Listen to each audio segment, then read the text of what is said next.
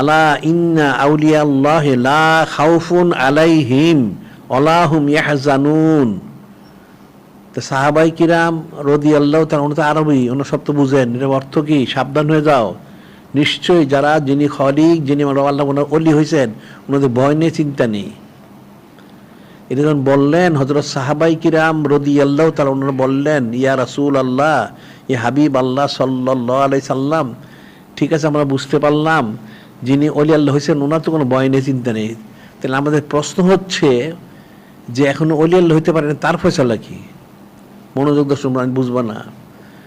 যিনি বা যারা ওলি আল্লাহ হয়ে গেছেন ওনার তো ভয় নেই, চিন্তা নেই, ঠিক আছে। তাহলে সবাই তো ওলি আল্লাহ হয়ে যায় না এখনো। তাহলে যারা ওলি আল্লাহ হয়ে যায়নি, তাহলে তাদের কি ফয়সালা?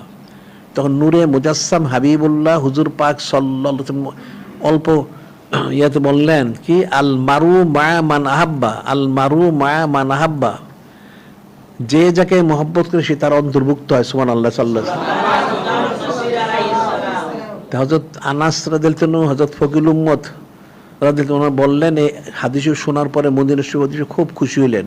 আগে পরে এত খুশি হন না কেন? যে যাকে মহব্বত করে সে তার অন্তর্ভুক্ত হয়ে যায়। সুবহানাল্লাহ সাল্লাল্লাহু আলাইহি ওয়াসাল্লাম।